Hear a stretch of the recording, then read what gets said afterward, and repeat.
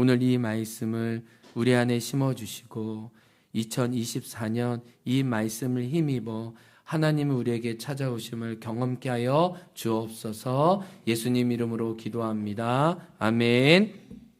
오늘 말씀 제목 따라하겠습니다. 그가 나의 이름을 불렀습니다. 자, 옆에 있는 분들에게 예수님이 당신의 이름을 부르셨습니다. 시작.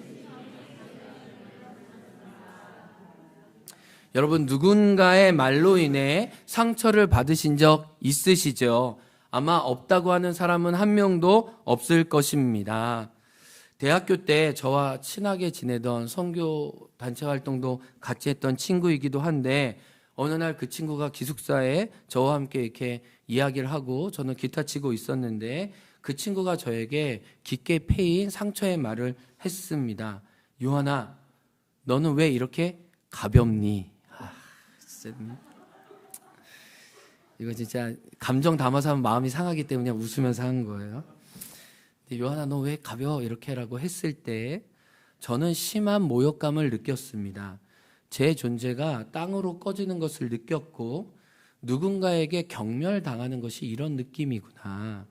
저는 즉시로 대갚아주고 싶은 복수심이 생겼습니다. 그래, 넌 얼마나 무게 있게 사나 보자 라는 마음이 제 안에 일어왔습니다. 칼처럼 화살처럼 짧은 몇 마디였지만 그 말은 수십 년이 지나도 저에게 남아 있습니다. 그 마음은 진정되었지만 그 칼이 휘르고 간 자국은 저에게 오랫동안 깊게 패여 있습니다. 그 친구를 만날 때마다 그래, 너는 얼마나 무게감 있게 사니? 너의 삶으로 증명해봐 라는 그런, 어떻게 보면 비난하고 싶은 마음이 제 안에 많이 올라오는 것을 보게 됩니다.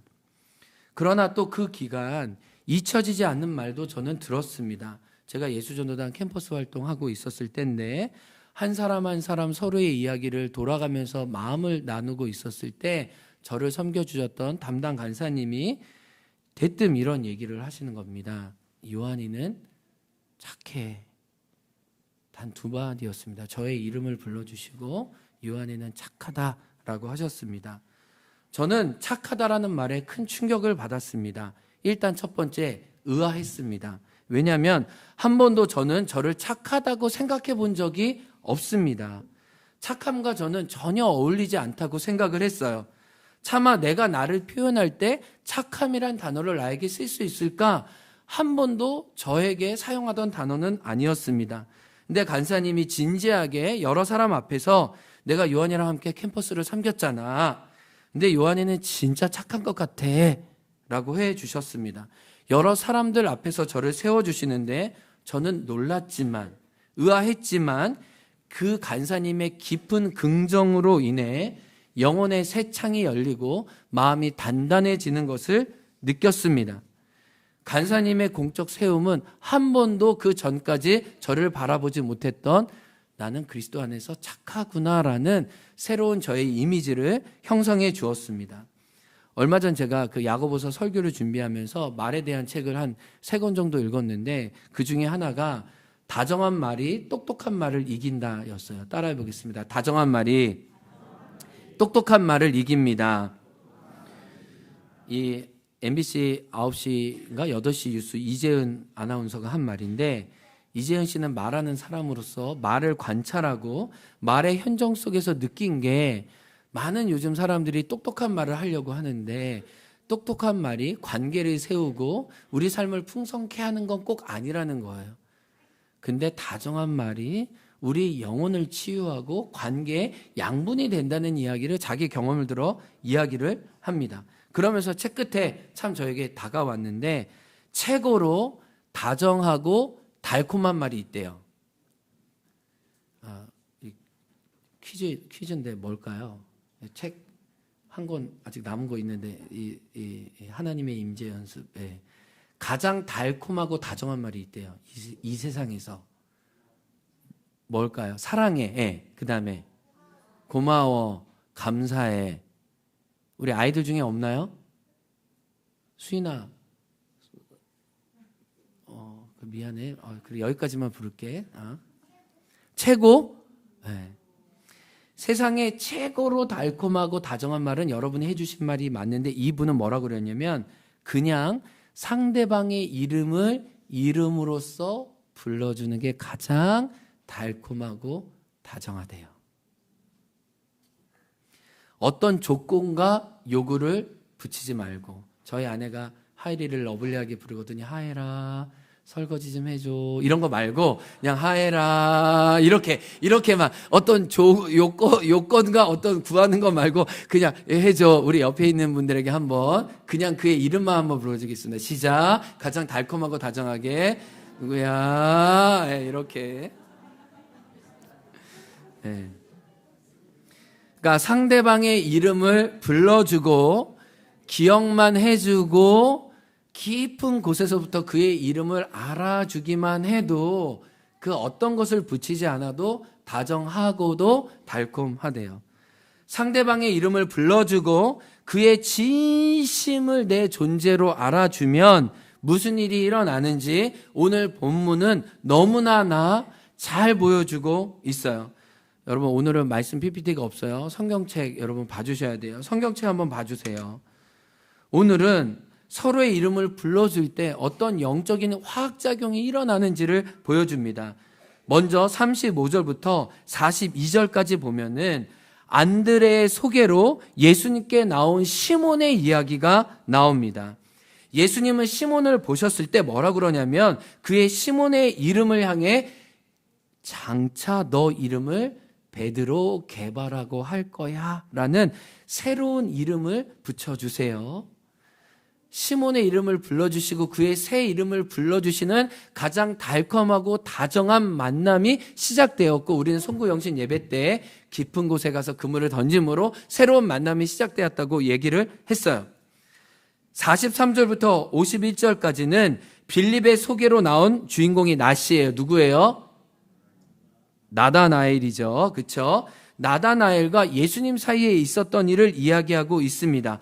근데 예수님이 나다나엘을 만나시자마자 47절 뭐라고 했어요? 보라, 참으로 이스라엘 사람이라 내 속에 간사한 것이 없어. 아마 마치 간사님이 저에게 요한이는 착해라고 깊은 긍정을 해주셨던 것처럼 하나님은 나다나엘을 보시자마자 참으로 이스라엘 사람이구나.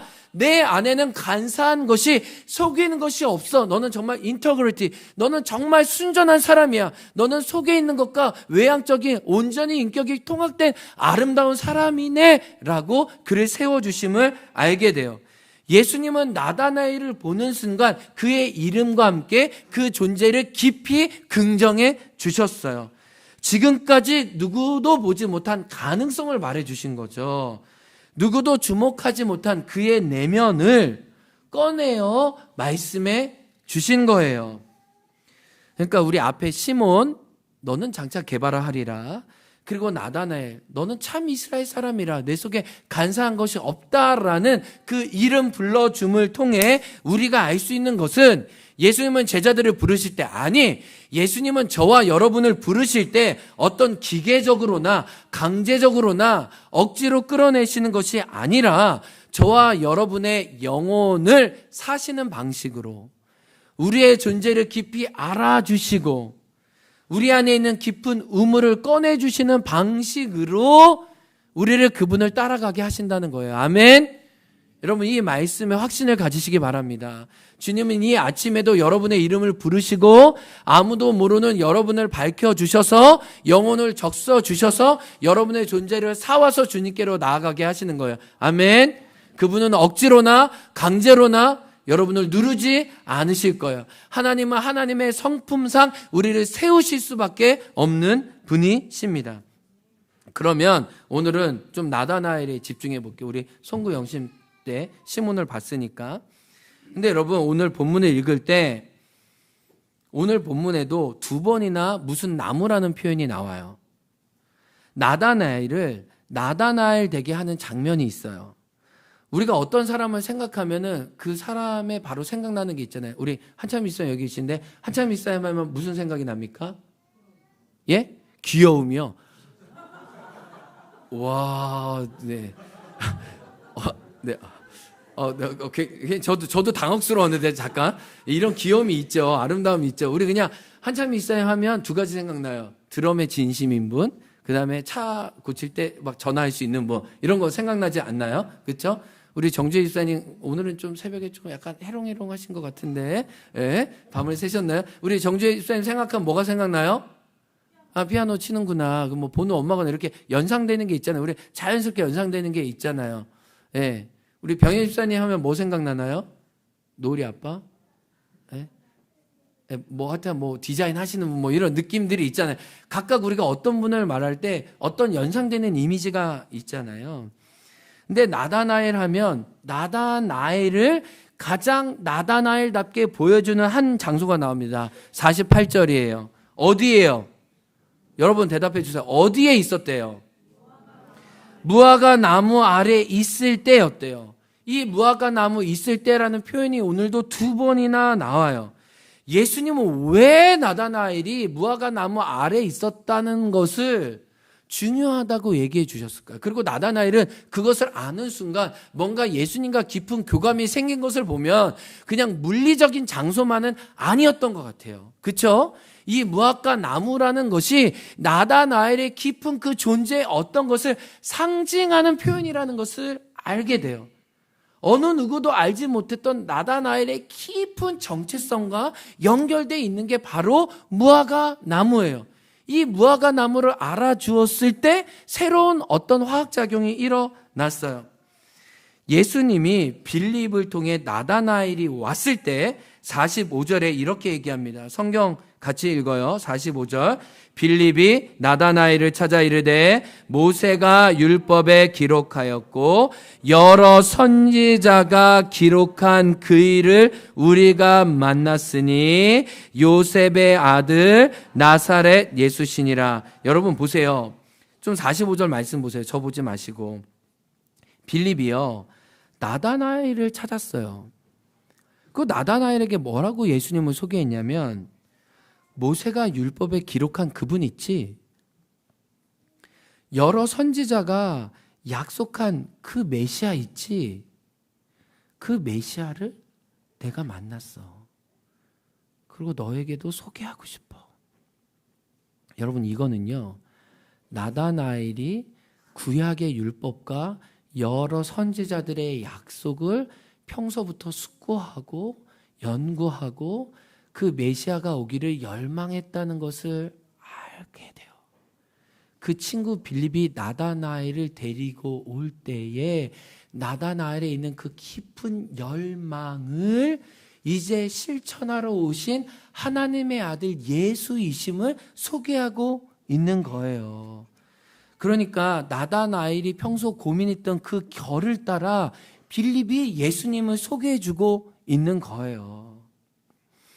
나다나엘은 율법을 상고했고 율법을 묵상했고 그 율법의 약속 메시아가 오기를 소망했다는 거예요.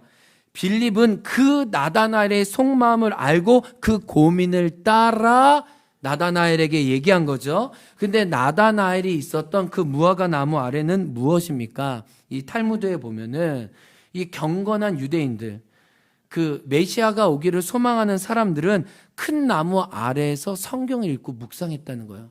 하루에 한 번씩 시간을 정해서. 나다나엘은 이 탈무드의 전통을 누구보다 잘 알고 이 구약의 율법을 읽으면서 약속한 메시아에 대한 소망을 무화과 나무 아래서 늘 품었던 사람이었던 거예요. 그러니까 빌립은 나다나엘을 너무 잘 알았기 때문에 너가 평소에 읽고 사모했던 그 분을 우리가 만났다라고 소개하고 있는 거예요. 그러니까 얼마나 빌립은 나다나엘을 예수님께 소개하고 싶었던 거예요.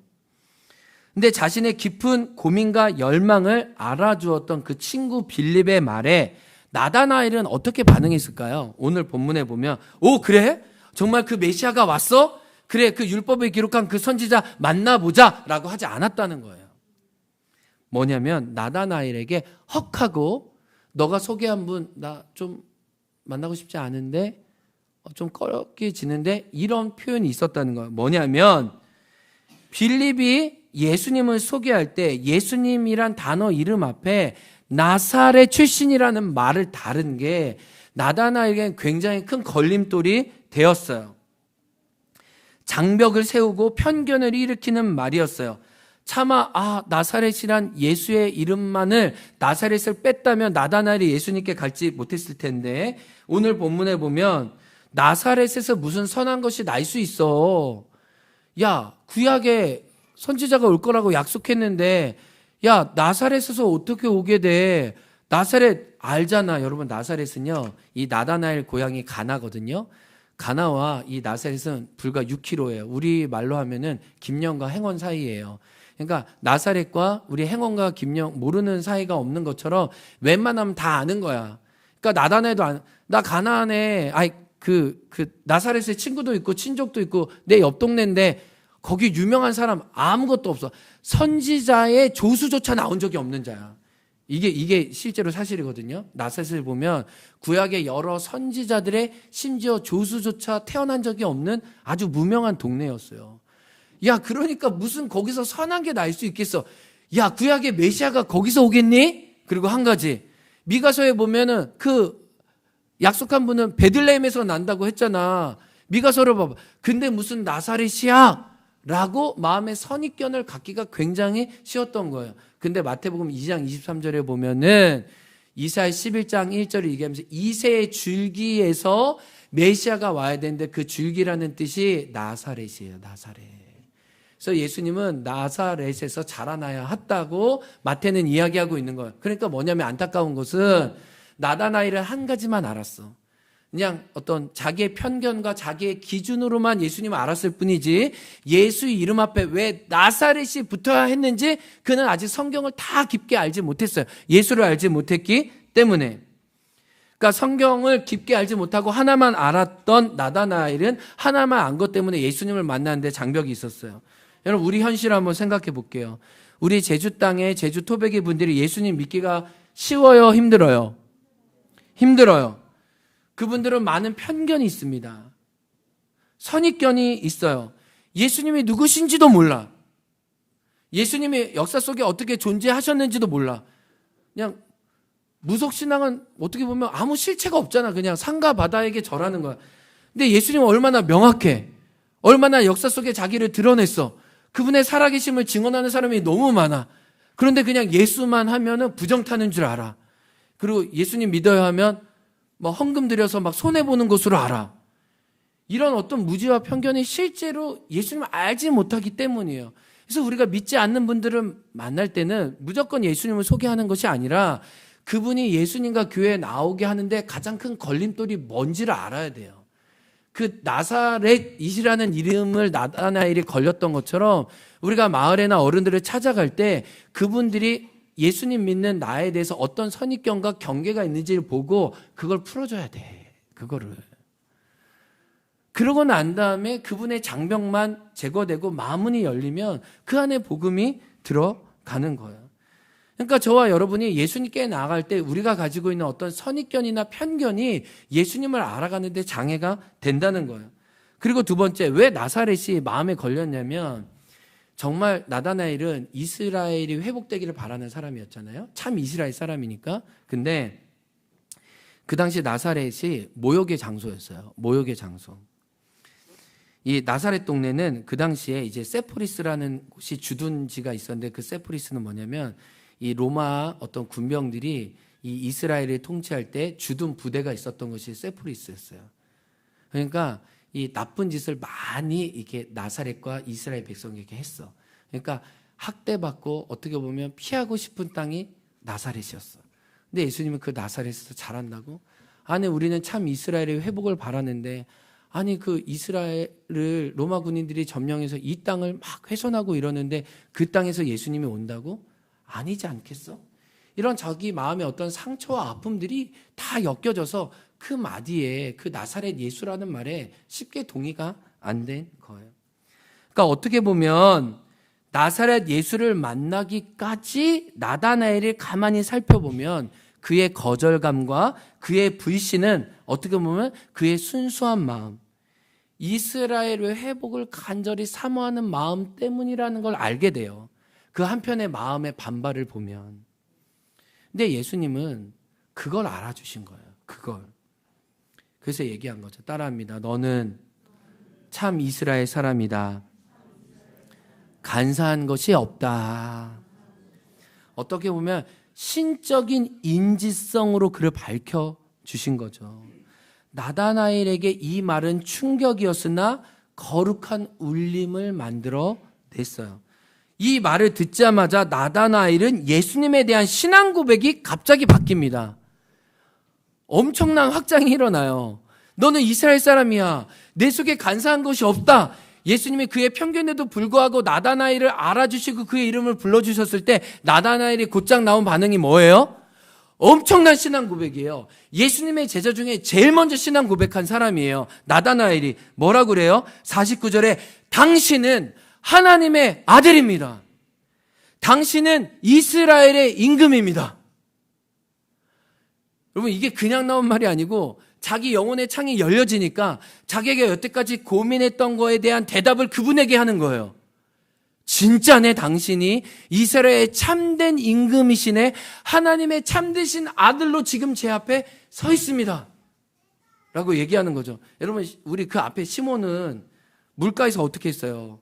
고기 잡고 난 다음에 오 주여 저는 죄인입니다. 퀴리오스 주님, 구약에서 하나님이라고 불렀던 그 야훼 하나님이 인간의 몸을 입고 지금 내 앞에 나타났다는 걸 시몬이 고백한 거 아니에요? 그게 바로 그 앞구절 얘기 아니에요? 오늘 나다나엘은 또 뭐예요? 자기 이름을 불러주신 예수님 앞에 그 예수님에 대한 신앙 고백으로 참 우리가 기다렸던 메시아 왕 당신이 오셨네요. 여러분, 얼마나 놀라운 신앙 고백이에요. 여러분, 제가 이 말씀을 묵상하면서 정말 깊게 감동하고 깨달았던 건 뭐냐면 예수님이 나를 알아주세요. 아멘? 내가 베드로인지 내가 게바인지 내 속에 참 이스라엘과 간사한 것이 없다는 거 알아주세요. 아멘? 예수님이 여러분을 알아주세요. 예수님이 여러분의 이름을 불러주세요. 그러나 동시에 오늘 무슨 일이 일어나고 있어요? 예수님이 나를 알아준과 동시에 내가 예수님에 향한 신앙 고백이 열리고 있어요. 시몬도 그랬고 나다나엘도 그랬어요. 우리도 마찬가지라는 거예요. 예수님이 나를 불러주세요. 예수님이 나를 알아주세요. 그러나 나를 알아주시는 예수님도 내가 알아요. 그분에게 신앙 고백을 해요. 그분이 누구인지 외친다는 거예요. 이게 얼마나 놀라운 일이에요. 그분이 나의 이름을 불러주셨을 때 나도 그분의 이름을 부르게 된다는 거예요. 아멘. 그분이 아무도 모르는 나를 알아주셨을 때 아무도 고백하지 못한 나의 표현으로 그 예수님께 사랑의 고백을 드릴 수 있다는 것을 오늘 알려줍니다. 무화과 나무, 율법을 고민하고 메시아 오기를 사모했던 그 나다나엘을 깊게 알아주었을 때 나다나엘도 자기의 친정한 고백으로 주님께 나아가게 된 것이에요. 나를 알아주신 분이 내가 정말 알고자 했던 분이구나. 이 놀라운 영적인 짜맞춤이 확 일어나는 순간 어떤 영적인 전도가 그냥 확 일어난 거죠. 사랑하는 성도 여러분, 이 말씀 속에서 우리 큰 위로를 얻기 원합니다. 예수님이 여러분을 아십니다. 예수님이 날 아십니다. 깊게 아십니다. 아멘. 아무도 모르는 나를 아십니다. 우리 섭섭할 때 있잖아요. 고민될 때 있잖아요. 내 속마음을 나도 모르고 나의 배우자도 모르고 아니 나도 모르고 누구도 모르는 것 같은 그때에 무화과 나무 아래 있는 여러분의 고민과 여러분들 됨을 여러분의 이름을 부르면서 다가오시는 분이 예수님이시라는 거예요. 아멘. 누구도 알지 못했고 드러내지 못했던 나를 밝혀주시는 분이 예수님이십니다. 밭에 감추인 보화처럼 한 번도 꺼내보지 않은 나를 나되게 하시는 분이 예수님이십니다. 참 이스라엘 사람이라 내 속에 간사한 것이 없다라고 했던 그 예수님의 고백은 나다나엘 뿐 아니라 여러분에게도 오늘 동일하게 내가 볼 땐 넌 누구다. 하나님의 눈으로 여러분을 평가해 주신다는 것입니다. 내 안에 있지만 내 안에서 한 번도 일컬음 받지 못한 내 이름을 그분은 드러내 주실 거예요. 그래서 우리가 부를 때 내 이름 아시죠? 그건 깊은 존재의 알미라고 말씀드렸어요. 주님은 깊게 우리 영혼을 사시는 방식으로 나다나엘에게처럼 우리에게 다가오신다는 거예요. 근데 여러분 오늘 말씀해 보면 나를 알아주시는 그 예수님을 나다나엘이 알았을 뿐만 아니라 오늘 51절에 보면 앞으로 예수님이 누구신지 더 알게 될 거래요. 다시 한번요. 나에게 찾아오시는 내가 예수님을 알아요. 근데 예수님은 이건 시작에 불과해. 너가 나를 더 알게 될 거야. 51절에 보면 무슨 얘기를 하냐면 주님이 나다나엘에게 야곱 이야기를 하세요. 야곱이 베델에서 형에게 60km나 이렇게 쫓겨나가지고 이제 베델에서 루스라는 곳에서 이제 이게 죽었거니 막 추운 가운데 이불 덮고 있었을 때 하나님의 천사가 내려서 계단으로 오르락 내리락 하지 않았냐. 이게요. 나다나엘이 아마 평소에 묵상하고 그 품고 있었던 말씀일 거예요. 그 말씀을 그대로 가져와서 나다나엘에게 말씀을. 너 그 야곱의 사닥다리를 보기 원하는 마음이 있었지. 근데 야곱은 천사가 오르락 내리락 하는 걸 보았지만 이제는 하나님의 아들 내가 이스라엘의 임금이라고 했던 내가 하늘의 중재자가 되어서 오르락 내리락 하는 것을 이 땅의 참 중재자요 구원자로 하늘의 영광을 드러낼 것을 너는 마지막 날에 보게 될 것이야. 이건 내일도 얘기했지만 자기의 영광스러운 죽음과 부활 이후에 드러날 하나님의 나라를 말씀하고 있는 거예요. 야곱이 눈으로 꿈으로 보았던 거, 환상으로 보았던 걸 너는 실체로 보게 될 거야. 너는 진짜로 보게 될 거야. 하늘 문이 열리고 하나님의 인자의 그 영광이 이 땅에 임하는 것을 보게 될 거야. 예수님의 죽음과 부활의 복음이 온 땅에 퍼져나가는 것을 너는 보게 될 거고 너는 그 일의 증인이 될 것이야. 아멘.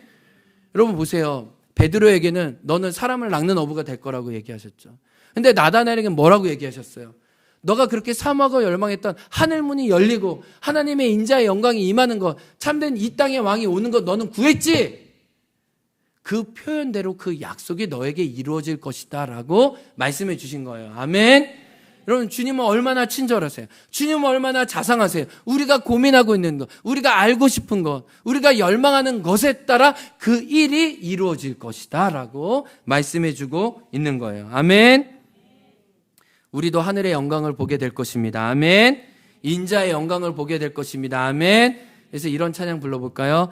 하늘의 영광, 하늘의 영광, 내 마음 속에 자고도 저 할렐루야를 힘차게 불러 영원히 주를. 자, 다시 한번 하늘의 영광, 하늘의 영광,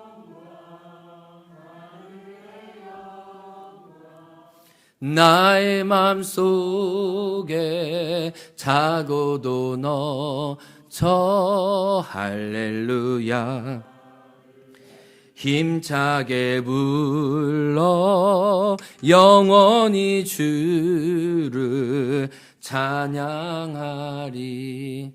예수님이 나다나엘에게 내가 진실로 이노니 하늘이 열리고 하나님의 인자가 오르락 내리락 하는 것을 내가 보리라. 그의 깊은 소원이 예수 안에 이루어짐을 보는 거예요. 아멘. 2024년 여러분이 예수 그리스도 안에서 가진 그 소망을 예수님은 알아주시고 나중에 보게 될 거라고 이야기를 합니다. 아멘. 이 소망을 가지고 기도할 수 있는 저와 여러분 되기를 원해요. 아멘. 두 번째 메시지는 이거예요. 하나님은 여러분이 서 있는 여러분만의 무화과 나무를 아십니다. 따라합니다. 나만의 무화과 나무를 아십니다. 여러분이 누구인지 보여주는 그 상징적인 장소를 하나님은 기억하신다는 거예요. 다윗에게는 그게 왕이 되었을 때가 아니라 들판에서 하프를 키면서 하나님의 선하심을 구했을 그때가 아니었을까. 여러분의 고민과 열망, 사랑과 희생, 속사람에 불타고 있는 그 지점, 그래서 무화과 나무 아래 섰던 그 지점을 하나님은 오늘도 아신다는 거예요. 어느 누구도 지나쳐갔던 그냥 무화과 나무가 그에게 무슨 의미지라고 했던 곳에서 예수님의 진정한 의미를 보셨던 것처럼 하나님은 지금 이 시간 여러분만의 무화과 나무를 보세요. 그 아래에 있는 여러분을 주목하십니다. 아멘. 여러분, 그 나무가 여러분에게는 무엇인지 하나님께 물어보세요. 물어보세요. 나다나엘에게는 무화과 나무였잖아요. 여러분의 그곳이 어디예요? 여러분을 가장 잘 드러내는 곳, 여러분의 열망과 소망이 있는 그곳을 주님은 알아주십니다. 예수님은 여러분에게 다가오시고 여러분을 드러내시고 여러분을 초대해요. 그리고 여러분의 무화과 나무를 소중히 여겨주실 거예요. 나의 이름을 불러주시고 나의 열망을 일깨워주시고 하늘의 영광을 보여주시는 그 약속하시는 그 나다나엘의 예수님이 이 아침 저와 여러분의 예수님인 줄 믿습니다. 그 예수님께 힘써 나아가는 그 예수님의 이름 불러주심으로 오늘도 일어나 걸을 수 있는 저와 여러분들에게 주의 이름으로 축복합니다.